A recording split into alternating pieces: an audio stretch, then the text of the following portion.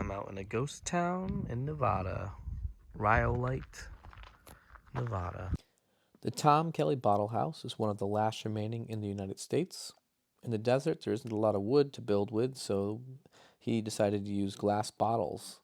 He purchased the bottles by the wheelbarrow for 10 cents, and he used the bottles along with mud to build the walls using that as a mortar. So Tom Kelly built this house using 50,000 bottles. After completing this, he raffled off the house for $5 a ticket, selling 400 tickets. The Bennett family was the winner and lived there from 1906 to 1914. Several movies were actually filmed here, including one movie where they removed the back wall of the building. They later rebuilt it, putting the back wall back together and restoring the building a little bit. There were some other additions that were put on, like the porch, and it was pretty cool seeing this building. I wish I could have seen it up close, but they have, this fence that goes around the building to protect it from getting damaged.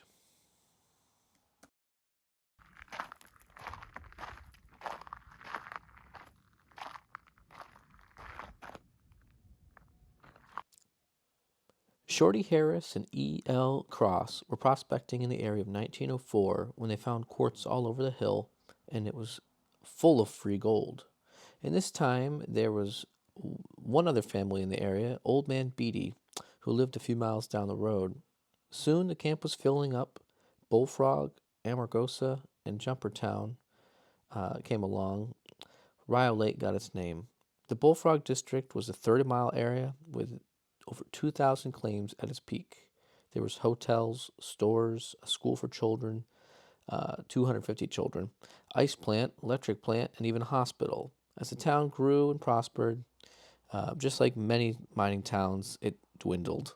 In 1907, Rhyolite started closing and banks failed. The mining slowed down and the power was shut off in 1916. There's still a bunch of cool buildings left.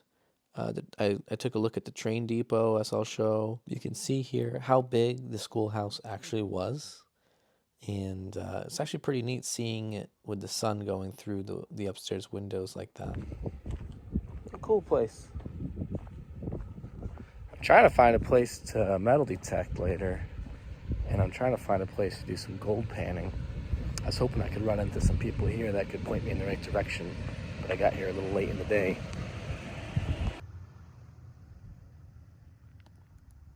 Porter Brothers store. That's cool.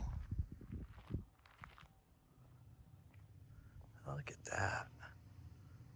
Very cool.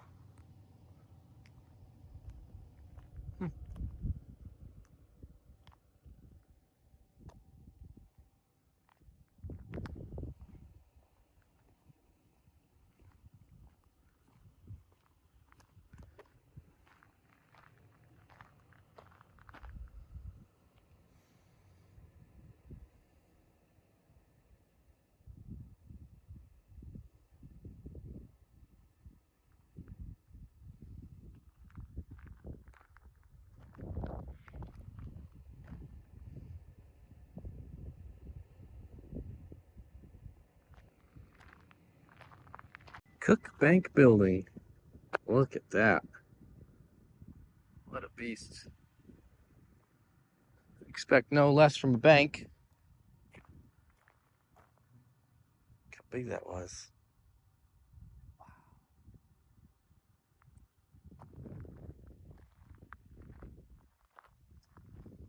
I got a sign over here that says rattlesnakes. No, thank you. It's one thing I'm not looking forward to.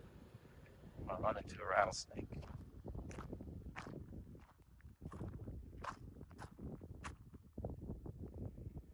I don't want to run into any snakes. I hate snakes. The Las Vegas and Tonopah Railroad Depot construction. In 1906, the first rails were laid. In December, the first train from LV&T arrived in Rhyolite with 100 passengers. September of 1907, the depot construction started and finished in June of 1908. At the peak, Rhyolite housed a population of over 10,000 people. This depot showed how wealthy the town became. It was a solid concrete foundation with concrete block. It was claimed to be the finest in the state. Till this day, it is one of the best preserved examples of early 20th century Mission Revival train depots in Nevada. In the 30s, it became a ghost casino, and in the 1960s, a museum and a gift shop. Unfortunately, the building is under surveillance, so you can't go in, from my understanding. The gate was open, so I mean, like, if I really wanted to, I suppose I could have walked into it, but it's better off being left alone. But what a cool piece of history this train depot was. And there's a lot of videos online about it showing the inside, some photos of what it used to look like. It's definitely worthwhile taking a look at that. But it's super nice condition even to this day. It's being preserved. It's currently owned by the BLM, and previous to that, it was privately owned. So I'm not sure how that acquisition happened, but pretty neat. Now, I don't know what's at the end of the road, if there's some people that live there, if that's privately owned, and it almost looked like some people were living at the end of the road. It could have just been the caretakers for the property. I'm really not too sure. But as you can see, here's a pan of the rest of the surrounding area, and you can still see some of the entrances to the mine as well. Definitely a cool place to check out if you're in the area. It was really awesome. I had a great time there, and maybe, I don't know, probably hung out there for 45 minutes to an hour or so before I headed out to Reno and sweated my ass off in the back of the little truck camper. So thanks for watching. Hope you enjoyed the video, and I'll see you in the next one.